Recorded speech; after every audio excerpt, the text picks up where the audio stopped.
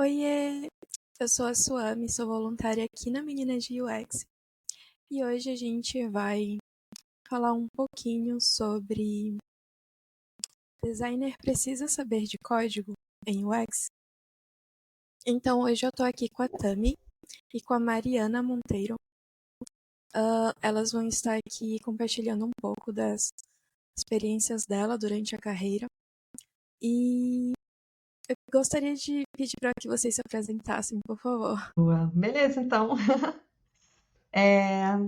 Primeiro eu queria agradecer aqui pela oportunidade de estar participando do podcast. Mas para quem quiser me conhecer um pouquinho, eu sou a Mariana Monteiro. Atualmente eu sou design lead no Itaú, atuando ali pela BRQ. Eu tenho formação em design, né, na UFRJ, comunicação visual. Depois disso eu fiz uma pós-graduação em psicologia positiva na PUC do Rio Grande do Sul. Me voltei bastante para esse lado também da parte de soft skills, né? E atualmente eu sou professora de soft skill para designers na escola Design Ops Lab, né? Então eu passei por um processo ali como product designer e fui me encaminhando para alguns processos em relação à parte de habilidade comportamental. E eu quero compartilhar aqui com vocês hoje um pouco da minha vivência em relação a como que foi ali os meus momentos como product designer, a parte, né, justamente esse ponto desse entendimento que a gente deveria ou não ter em relação ao código, né? Beleza. Gente, meu nome é Adriana Akamine, né? Mas muita gente me chama de Tami, eu me conheço por Tami, tanto faz o nome, eu atendo pelos dois. Bom, eu atualmente trabalho há 5 anos na área de UX Metrics, né? É uma área um pouco diferente, então eu trabalho mais com dados voltado para usabilidade, analisando alguns fluxos e afins, né?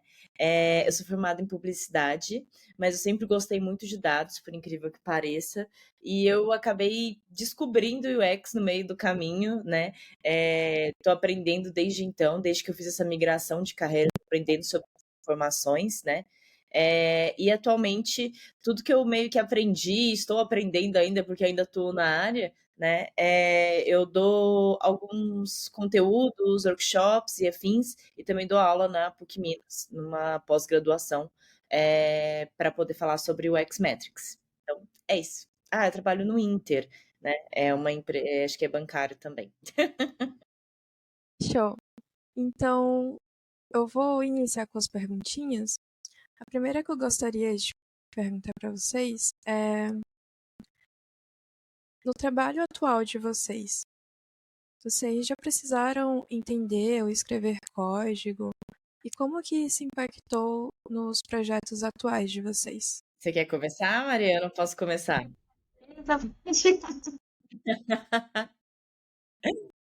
Não, beleza, posso começar dessa então, né? Bom, como eu comentei, eu trabalho com dados, né?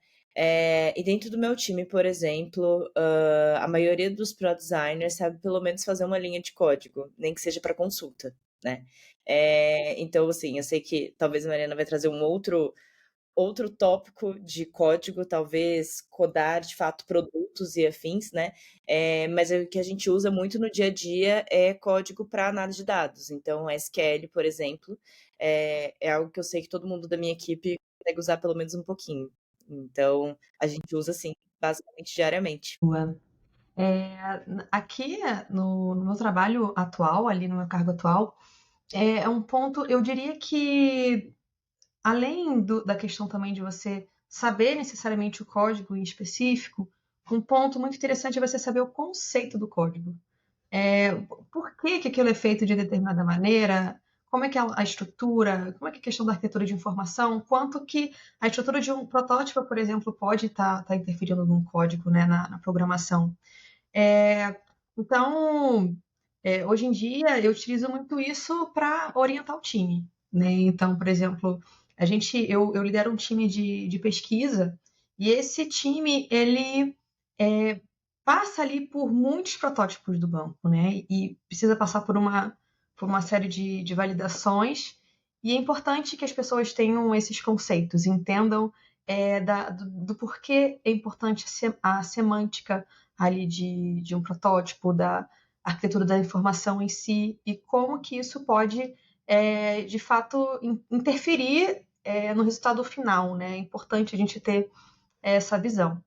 E, por outro lado, também, às vezes, quando a gente tem mais noção em relação à programação, a gente consegue sempre dar nossos jeitos, por exemplo, inspecionar elemento de HTML no navegador. É maravilhoso, ajuda bastante a gente, às vezes, está querendo resolver uma questão, precisa verificar algum ponto, e aí a gente tenta achar alguma solução ali na hora. Então, a gente não precisa ser tão dependente de ter que, não, peraí, que eu vou falar exatamente com o front-end para saber o que está acontecendo. Às vezes a gente consegue olhar mesmo ali o que está rolando e consegue prosseguir, né? Que saber o mínimo, né? Eu acho Exatamente. não só para essa parte de, igual eu falei, de análise de dados, né? Eu também, às vezes, olho HTML, essas coisas assim, quando, não só na época que eu trabalhei com o X, mas como mídia também. Então, é sempre bom a gente poder ter autonomia em relação a isso. Com certeza. Isso é muito legal.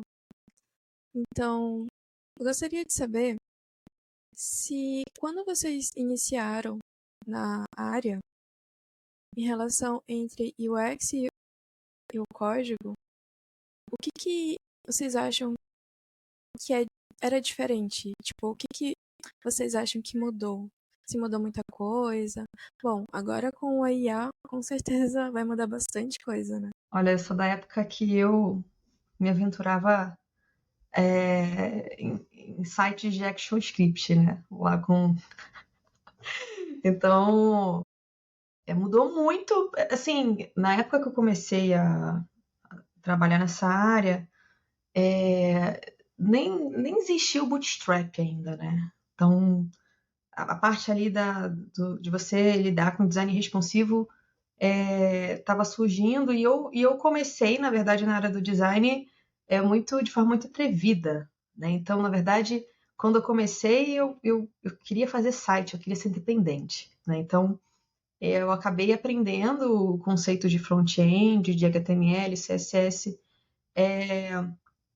por conta própria, e ao longo do processo eu fui trabalhando como designer, né?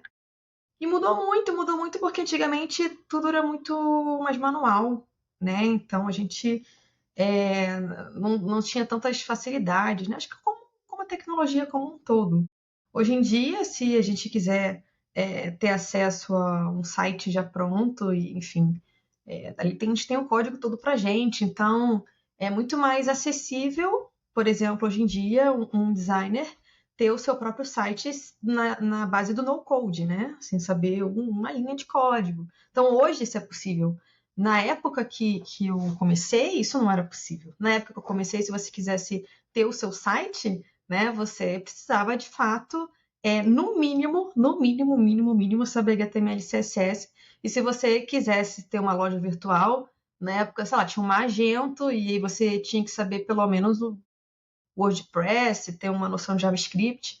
Então não era tão simples, né?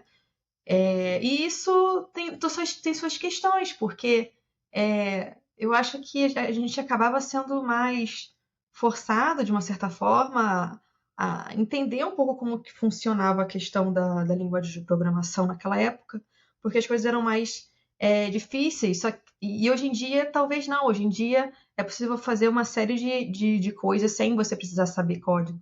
Mas assim como é importante a gente entender como a IA funciona, né? Como é a estrutura da IA, da onde ela saiu, é importante a gente, trabalhando como designer, tendo uma noção de como o desenvolvedor vai fazer aquilo funcionar, como o desenvolvedor vai fazer aquilo, porque isso muda muito a forma que a gente pensa no projeto e finaliza o protótipo. Vou falar um pouquinho, assim, como eu comentei, né, de UX mesmo eu tenho só 5 anos. mas eu tô no mundo digital, nos produtos digitais, né, há mais ou menos 13 anos da minha vida. Quando eu iniciei nesse mundo, na real, eu fazia uma parte que eu faço até hoje, que é sobre taguear os produtos, né? Sobre entender, por exemplo, eles clicaram no botão X, PTO e afim. E desde aquela época, né, quando eu iniciei, a gente não tinha, por exemplo, ferramentas muito voltadas para isso. A gente tinha que convencer o desenvolvedor a fazer isso. E aí surgiu o Tag Manager, né, que é uma ferramenta Google gratuita para web, que a gente consegue ter super autonomia e foi, sim, maravilhoso. Obviamente foi meio a trancos e barrancos, porque o Tag e ele era ainda um pouco, como que eu vou dizer, arcaico, né? Então ele tinha alguns problemas, até o próprio Google Analytics era meio complexo de conectar nele, aí todo mundo preferia conectar sem a ferramenta Tag Manager, mas agora ela é a melhor de todas, basicamente, e todos os sites e afins utilizam ela, né?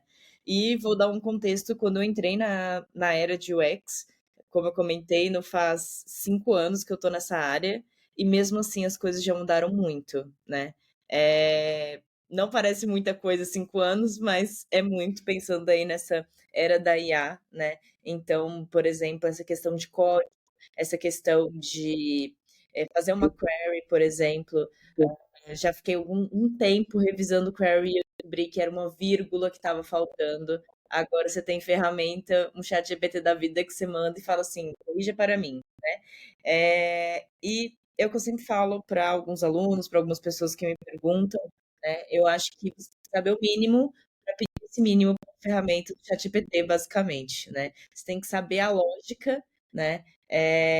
E saber o que os códigos, né, pode te oferecer em relação a isso e poder pedir essas informações para criar a partir delas, né? É isso, utilizar essas ferramentas para isso. Facilitou muito mais a nossa vida, com certeza. Pois é, e pegando esse gancho que você acabou de falar, né, de saber o mínimo, eu já puxo a próxima pergunta, que é, na opinião de vocês, saber código é um diferencial ou um requisito para os UX designers de hoje? Bom, vou até comentar aqui. Eu diria que é um diferencial, dependendo da área da segmentação aí do UX. Vai se precisar mais, vai se precisar menos. Então, por exemplo, se a pessoa estiver ali voltada no processo de imersão, se for uma pessoa mais voltada para o campo de pesquisa, né? Não vai precisar, talvez, ou precisa muito, muito pouco. Mas se for um PD, tá cuidando de todo o processo, se ele é a pessoa que vai estar ali fazendo os wireframes e principalmente no final, né, vai estar finalizando o protótipo, entregando ali o handoff para o time, é um baita diferencial.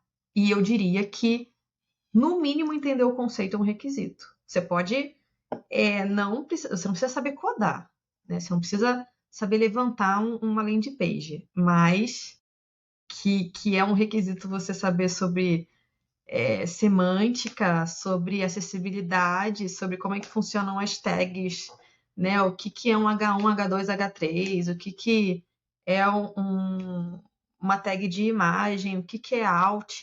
Cara, você vai precisar saber. E no quesito acessibilidade, nossa, para você conseguir fazer uma especificação de acessibilidade, se você não souber o básico de código, você vai ter dificuldade.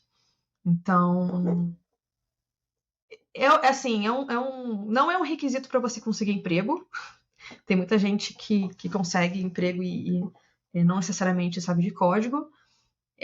Mas, do meu ponto de vista, para você conseguir fazer o trabalho da melhor forma, principalmente estando lá na ponta do diamante, eu diria até que é um requisito. Olha, eu concordo com a Marina nessa parte do Pro Designer. Eu acho que ele tem que saber, né, como pré-requisito. Acho que não precisa acrescentar mais nada. Acho que ela explicou super bem sobre esse ponto. Mas vou discordar com ela um pouco sobre a questão da pesquisa. Bom, a pesquisa é mais a minha área. E E atualmente eu acho que pessoas de pesquisa também precisam saber código. Não necessariamente código de desenvolvimento, essa parte de HTML, afins e tudo mais, mas código de consulta mesmo, Python, SQL e tudo mais. A gente está vendo aí o mercado como eu comentei, quando eu comecei, eu não via falar sobre pessoa responsável por pesquisas quant, então geralmente era uma pessoa de pesquisa só, né? Meu cargo é o Xmetrics, né? E eu nunca tinha ouvido falar disso, era difícil encontrar vagas dessa forma no mercado. E agora eu estou vendo que empresas grandes já estão falando sobre isso, né? Então, recentemente, o Google com vaga aqui no Brasil de research quantitativo, pedindo pessoas que tinham conhecimento em Python, R, SQL, tinha uma vaga de research quantitativo no Google também, de governança de dados, né? Tinha no Netflix, Globo. Então, assim, só mostra que isso está sendo cada vez mais necessário no mercado. E essas vagas, assim, que eu vi, foi tudo nesse primeiro semestre, gente. Tipo assim, tá pipocando muita coisa sobre o tema, né? E eu acho que as empresas, principalmente as maiores, estão correndo atrás desse assunto. Eu queria tirar uma dúvida que eu fiquei super curiosa, só para entender o ponto dessa diferença dessa área de pesquisa. O que esse tipo de pesquisador faz exatamente? Tá. A gente pesquisa com os dados que a gente já tem internamente, né? Basicamente, eu gosto de falar isso, assim, que a diferença de um pesquisador que vai talvez conversar com o usuário, a gente olha para os dados que já existem, né? Então, a gente precisa saber um pouco mais, pouco não, a gente precisa saber bastante de código para poder analisar os lakes da vida e tudo mais, né? Então, entender, por exemplo, recorrência dos clientes, poder fazer uma análise, às vezes, simples de funil e tudo mais, tentar prever aí, né? Então, tem várias informações que a gente consegue analisar a partir dos dados que já existem, né? Das nossas ferramentas, plataformas e por aí vai. Cara, muito legal. Eu estou muito imersa nesse esquema mesmo de você entrevistar as pessoas, de ter. A gente às vezes coleta também questões no Maze. A nossa quant que a gente faz não é uma quant de 100 mil dados, né? É menor, assim, geralmente é de 50 usuários, né? E eu estou muito nessa linha de raciocínio desse tipo de processo. Muito legal conhecer também essa área, assim, esse momento, esse outro pedaço ali de pesquisa, né? A gente Nossa, tem muita muito legal informação para mesmo. lidar e eu acho que agora que tá vindo tudo isso, assim, né? E, bom, para saber, vocês já enfrentaram situações em que não saber de código limitou as decisões de vocês de design? Sim, porque a gente não consegue discutir com o desenvolvedor, né? Aí, então, às vezes o cara fala assim, ai, não dá pra fazer. Ah, mas por que não dá pra fazer? Ah, mas daí a gente vai ter que olhar.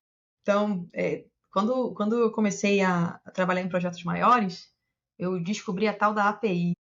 Ai, meu Deus. Toda vez eu ouvia falar, não, porque não tem na API. Não dá pra fazer tal coisa porque não tem na API. Mas por que não tem no raio da API? Como é que eu faço pra ter nessa API? Então, assim, ajuda muito a conversar com o time de desenvolvimento. Você procurar entender, saber do que eles estão falando, entender como é que as coisas funcionam. E é um relacionamento de empatia com a galera de tecnologia, porque às vezes a gente chega lá e não tem que fazer, tem que ser desse jeito, e quando a gente vai ver, tem uma estrutura enorme que você vê, cara, não é possível, não é por falta de vontade. Né? Numa empresa como do tamanho do Itaú, por exemplo, você imagina a quantidade de informação que tem lá e quantos anos de tecnologia tem sido construído ali. A base de dados de cliente do Itaú não dá para mudar as coisas de um dia para o outro. Não dá para você simplesmente, ai, peraí, deixa a gente fazer as coisas funcionarem. Não dá, é uma base muito grande, tem muitas questões a se resolver.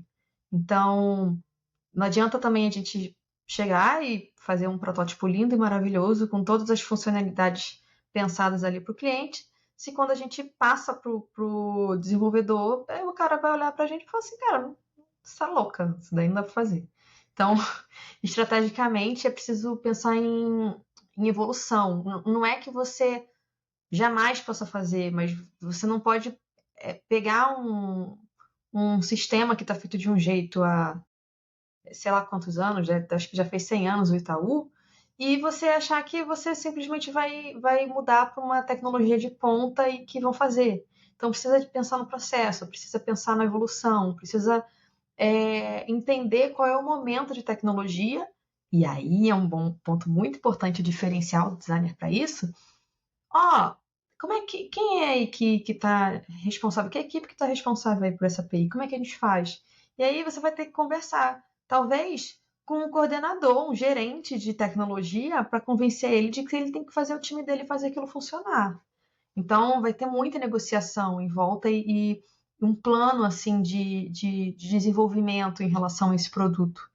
Então, quando você tem essa ideia de quando as coisas funcionam, você consegue conversar. Se você não tem muita ideia sobre programação, não entende muito como isso acontece, você acaba perdendo a empatia e pode demorar para entender do porquê que as coisas não estão ocorrendo da forma que você gostaria. Bom, concordo com a Mari. Perfeita. Mas tentar aí acrescentar alguns pontos, né? Eu acho que eu vou contar um pouco o que eu faço quando eu não sei sobre o assunto também, né? Eu chamo outros coleguinhas, né? Chamo os universitários ali. Então, por exemplo, existem alguns desenvolvedores que são mais abertos a testes e coisas novas. Eu acho também que é muito perfil. E aí também vem uma. Oi, gente, estão me ouvindo? Caiu. Acho que tá travando. Deu uma travada? Agora já deu certo? Foi, tá Voltei? certo. Tá.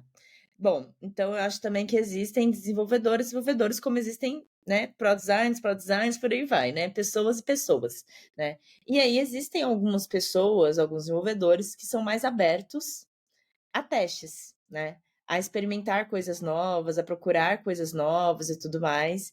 Então, eu acho também que vem muito de relacionamento, né. Se você tem uma pessoa ali que você vê que você fala, o desenvolvedor, que você fala assim: "Ô, tava pensando em fazer isso", e ele fala: "Legal, não sei como que faz isso não, mas vou dar uma olhada". Então, ele é uma ótima pessoa pra você ter na sua lista de favoritos, de quando você entrar numa reunião e o desenvolvedor falar assim: "Olha, não consigo fazer isso é impossível". Você vai mandar uma mensagem pra ele e falar assim: "Ô, você acha que isso daqui é possível?". Aí ele: "Ô, se fizesse assim, assado", sabe essa pessoa assim? Então, é uma pessoa de meio de campo ali que, mais uma vez, igual a gente falou, né, acho que você não precisa saber tudo, mas às vezes tendo essas pessoas ali pra dar uma coladinha, para talvez ele vai te falar como que faz mais ou menos, você vai conseguir explicar melhor para outra pessoa, né? Então, dando essa dica de cola aí de, de conversa com os desenvolvedores. Show. E a Mari falou um pouquinho, né, sobre o tipo de relacionamento que se deve ter com os devs.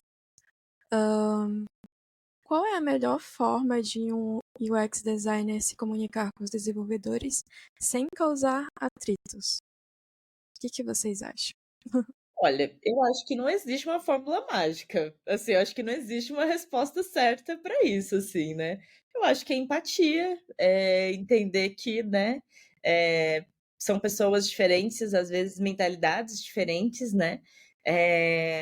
Eu confesso que eu não, assim, não tenho muitos problemas em relação a isso, assim, sabe? Algumas pessoas são mais fechadas mesmo, acho que até o perfil do público.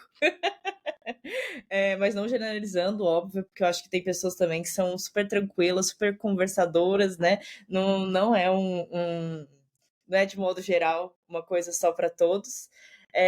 Mas é isso, assim, eu acho que vai depender. Eu acho que vem muito, não só para desenvolvedores, como os outros stakeholders também. Você tem que saber como vai conversar, como vai falar: "Oi, tudo bem? Preciso de um favor". Esse é um bom ponto, né? Mas assim, uma coisa que eu até falo bastante pro pessoal do curso, né? O primeiro ponto é a gente exercitar a observação. A gente precisa entender onde a gente está, a gente precisa entender com o que a gente está falando, o que está acontecendo ao nosso redor. Principalmente quando acontece alguma coisa que não sai como a gente espera, né? A gente tende a ter sentimentos ruins quando acontece alguma coisa que a gente não espera. Então, por exemplo, se a gente às vezes escuta um não, é importante a gente parar esse momento e entender o que aconteceu, o que está acontecendo ali ao meu redor, que fez com que o meu plano não desse certo, né? E é observar, às vezes a gente está falando no momento errado, às vezes a gente está falando com a pessoa errada, às vezes a gente está falando do jeito errado, mas a gente só vai conseguir direcionar isso primeiro entendendo o que está acontecendo. né? Então, o primeiro ponto mesmo é observar o que está acontecendo e quais são as questões que estão rolando ali. Então, buscar perguntar ali para as pessoas, buscar entender melhor com o desenvolvedor, entender melhor com a estrutura, o motivo de tal coisa não tá dando certo, né? E se a gente vê que numa determinada comunicação ali com o programador, ele está resistente, a gente tem que começar a conquistar ele. Eu tinha, eu tive umas questões com um desenvolvedor que eu exigia certas coisas em relação a front-end e ele era meio assim, pô, parece que eu era meio chata, porque eu conseguia achar defeito em tudo, né? E eu fiquei, cara, esse cara é tão resistente, assim, eu ficava assim, que complicado se comunicar com essa pessoa, né? E aí um dia eu fui conversar com ele e eu descobri que a base dele não era de front-end. Eu descobri que, na verdade, ele era back-end e que ele estava numa posição de front-end. Agora eu entendi. Né? Agora eu entendi por que ele está tão relutante, porque isso não é a praia dele, isso não é provavelmente o que ele estudou de fato. Então ele vai ter mais dificuldade de lidar com isso, porque ele talvez não esteja no lugar certo. Então, peraí, deixa eu aproveitar o meu conhecimento do front-end e eu já sei que eu posso dar meus pitacos ali, porque esse tipo de pessoa vai gostar que eu contribua, vai gostar que eu dê alguma sugestão de classe do CSS, alguma sugestão de tag do HTML, alguma questão de comportamento, porque aquela pessoa talvez esteja passando por uma dificuldade e ela não está querendo falar, né? Então, a gente entender o histórico, o que está rolando. E tem algumas dicas, e aí, não somente realmente para desenvolvedor, mas para qualquer pessoa, na hora que aconteceu uma conversa e você, por exemplo, você vê que a pessoa tá assim, não tá gostando, tá relutante, tá grossa com você, primeiro ponto. Não, esquece orgulho. Pensa no seu objetivo. O seu objetivo é ter razão ou o seu objetivo é fazer com que as coisas funcionem? Geralmente a gente tem um projeto para ser entregue da melhor forma. Então, às vezes, quando a pessoa está um pouco relutante, ela está ali na defensiva, a gente precisa mostrar para ela que a gente não está numa disputa. Se a pessoa está assim, cara, você tem que ser a primeira pessoa a quebrar o gelo. Eu sei, é difícil, pô, fulano foi grosso comigo, que injusto, eu vou rebater, não adianta nada. Você vai rebater, não vai adiantar nada, tá? Só de você querer achar que tem razão. Então, assim, mesmo que você esteja certo, a pessoa não tá achando, cara, quebra o gelo, joga. Nossa, tá numa situação que ninguém tá entendendo. Caramba, eu acho que eu não tô conseguindo me expressar da melhor maneira. Vamos tentar rediscutir isso aqui? Vamos tentar realinhar isso aqui? Jamais culpe a pessoa. Nunca diga, você não entendeu. Eu já falei isso. Cara, não culpe a pessoa. Não culpe as pessoas. Ninguém gosta disso. Então, assim, em toda vez que acontecer alguma coisa, por mais que você ache que é culpa da pessoa, não diga que é culpa da pessoa. Traz um sentimento de que as duas pessoas ou que o time está trabalhando junto. Olha, tem uma coisa que precisa ser alinhada. A gente aqui está tendo dificuldade nisso. Vamos resolver juntos? Vamos entender melhor isso aqui? Eu preciso entender melhor isso aqui com você, fulano. Me ajuda a entender isso aqui melhor com você? Então, isso para qualquer tipo de relacionamento. Você precisa falar com a pessoa, pensa no que você está falando. Às vezes a gente utiliza certo tipo de frase no automático que a gente está culpando o outro. Né? Não, você não me entendeu, não é assim que faz. Não... Aí a gente já perdeu. Então, assim, tem um desenvolvedor relutante, seu objetivo ali vai ter que ser conquistar aquela pessoa. E você vai conquistar aquela pessoa entendendo quem ela é, entendendo o que ela gosta, entendendo por que ela está ali. E sendo uma pessoa sempre que está ali para apaziguar, para trabalhar junto. E nunca para culpar. Por mais que você ache que a culpa é da pessoa. Nunca culpe a pessoa. Acho que pensando um pouco nessas dicas que a Mari deu, eu fiquei pensando muito também na minha jornada de convencer os desenvolvedores a implementar tagueamentos, né? Que é um pouco do que eu faço. E uma das coisas que funcionou muito para mim, assim, foi quando eu comecei a mostrar os resultados e a importância daquilo que eles estavam fazendo.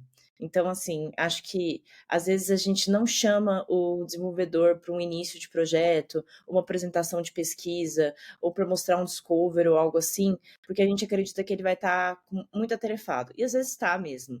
Mas se ele vê sentido naquilo que você está propondo, se ele entende que você estudou, se ele entende que de fato vai ser importante para o usuário, vocês estão ali no mesmo objetivo, sabe? Então, acho que isso pode ajudar, assim, abrir um pouco as coisas da casa em si, né? Mostrar um pouco a bagunça, falar, olha, isso daqui, essa pesquisa que a gente fez. A gente tem no meu time alguns desenvolvedores ficaram tão fãs, assim, vamos dizer assim, né? Que até quando a gente vai fazer pesquisa, às vezes, entrevista com o usuário, eles querem participar como ouvinte, né? Então, só mostra, assim, que eles estão tão afim de fazer o produto acontecer, né? Então, acho que é isso, assim, também. Chamar eles para essas coisas desde o início às vezes é importante. Sei que nem sempre é possível, mas quando possível, façam. Muito legal a colocação de vocês, meninas. A gente vai fazer uma breve pausa, porque eu gostaria muito de compartilhar algo com vocês. Antes das últimas perguntas, deixa eu compartilhar aqui a minha tela. E eu gostaria de saber se vocês já entraram aqui nesse site. Não entrei. É o Eu já site da entrei. Menina de UX. E lá vocês vão encontrar vários cursos sobre UX. Tem algumas formações e tem também informações sobre o nosso bootcamp, a nossa comunidade no Discord. E também tem a nossa lojinha. Aqui. A nossa lojinha, ela é muito nova. Então, tem muita coisa lá legal que dá pra, né, vocês adquirirem. Então, não percam tempo. Você também, telespectador ou ouvinte. Passem lá e confiram. Tem buttons, tem eco bags, tem canecas, camisetas, tudo relacionado ao mundo de UX e com várias frases legais. Então, lembrando que sigam a gente, tá? No Instagram, no YouTube, Menina de UX. E para finalizar, eu gostaria de fazer uma pergunta.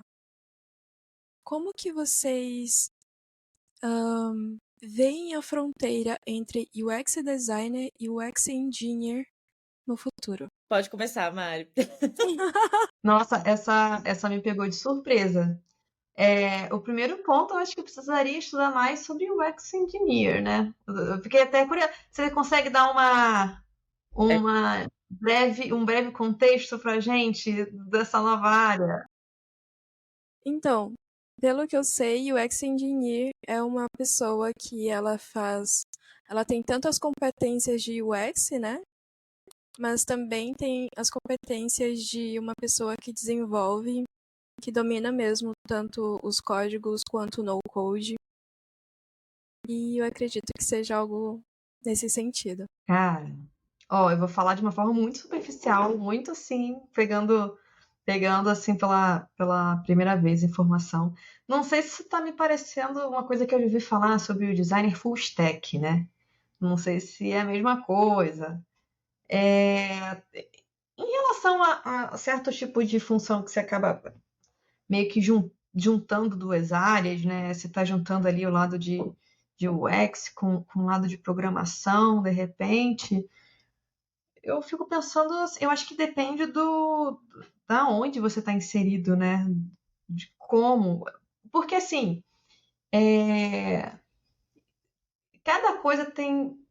Cada coisa existe para um público diferente, né? Então, às vezes, se você é um pequeno comerciante, cara, muito, assim, mais prático você e mais econômico você, sei lá, fazer um site na Wix, você fazer um site no Google e você conseguir ter ali o seu primeiro negócio, conseguir montar ali o que você precisa. E aí nesse ponto a gente não está falando nem de um profissional de design ali, a gente está até falando da, da própria pessoa fazendo aquele trabalho. É óbvio que tem programadores e designers ali por trás da plataforma para estar fazendo isso funcionar, mas quando a gente pensa primeiro numa forma menor, a gente tem essa pessoa que vai fazer seu site, vai fazer seu marketing, vai fazer tudo, e conforme, por exemplo, uma empresa vai crescendo, vai precisando profissionalizar mais ali os ambientes, né?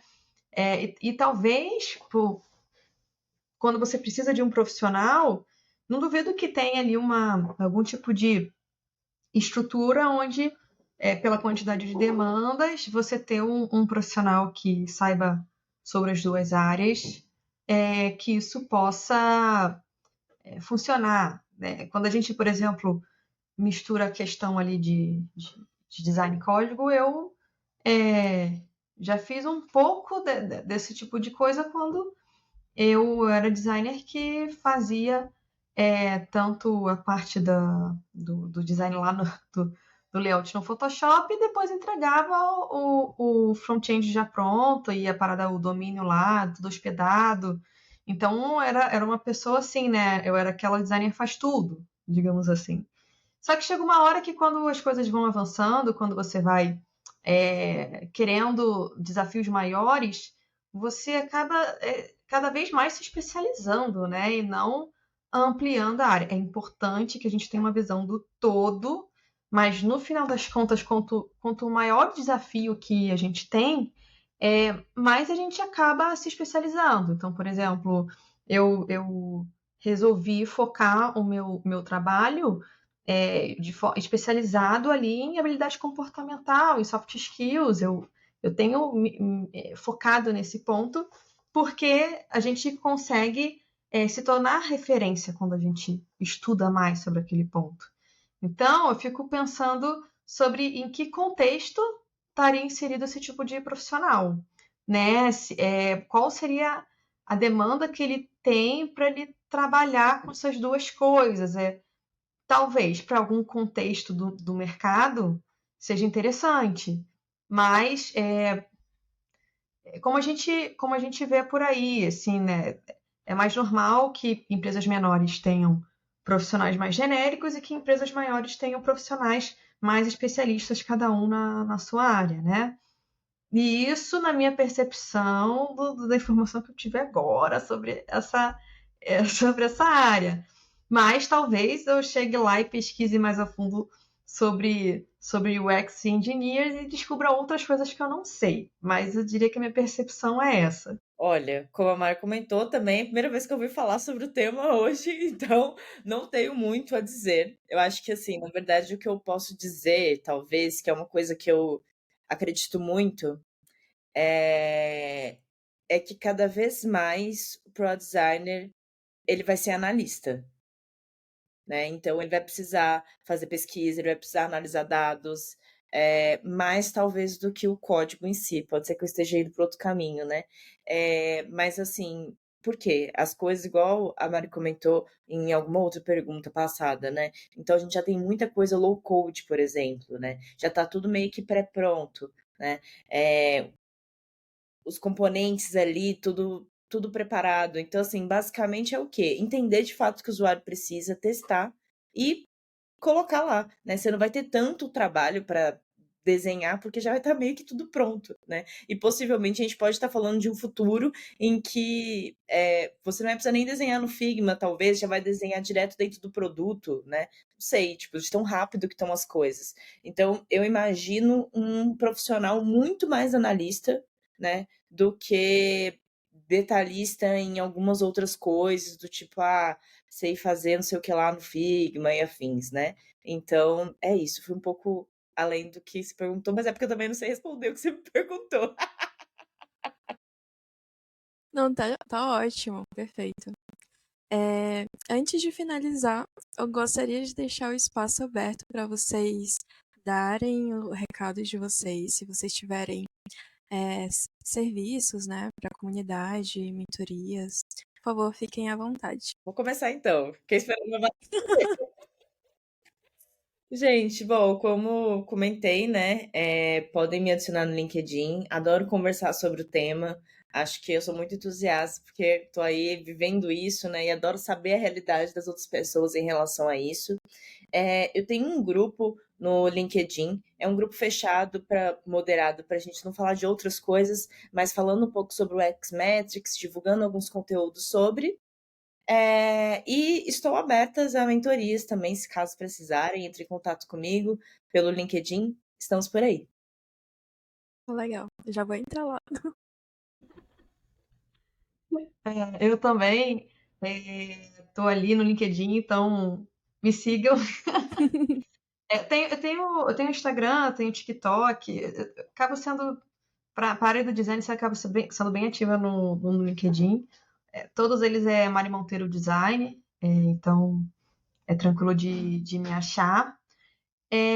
Tem um ponto bem legal aqui em relação ao curso de Soft Skills para Designers, né?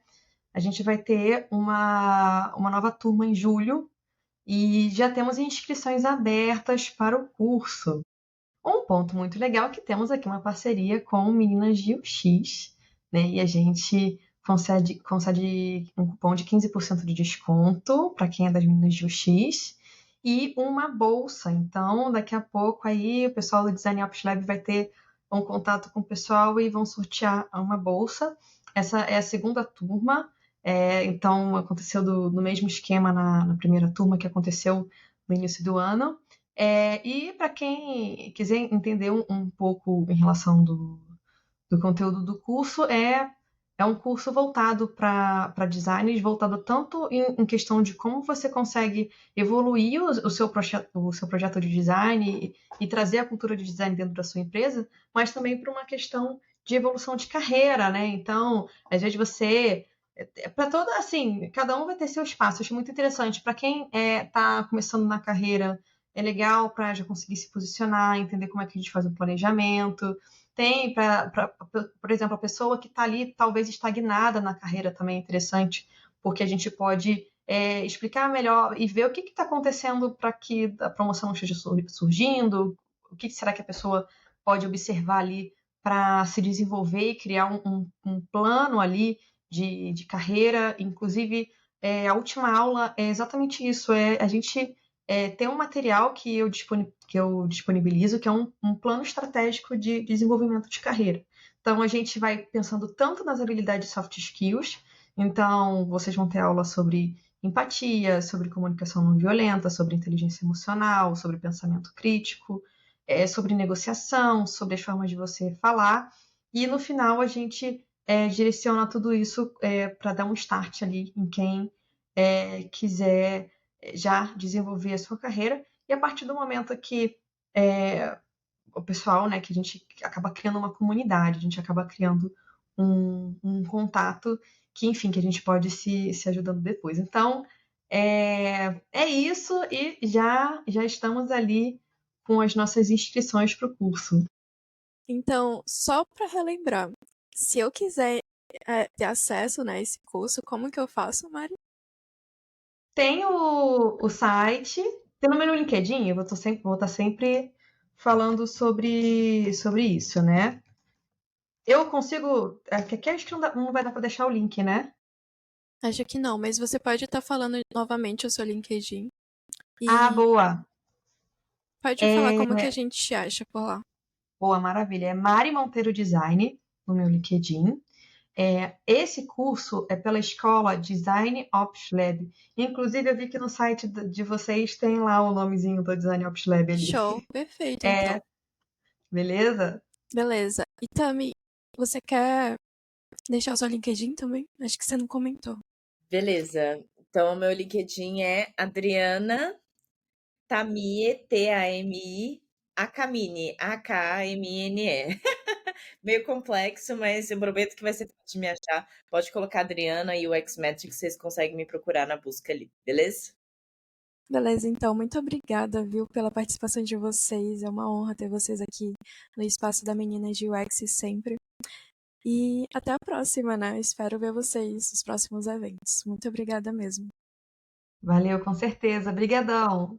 Tchau, tchau. Obrigada.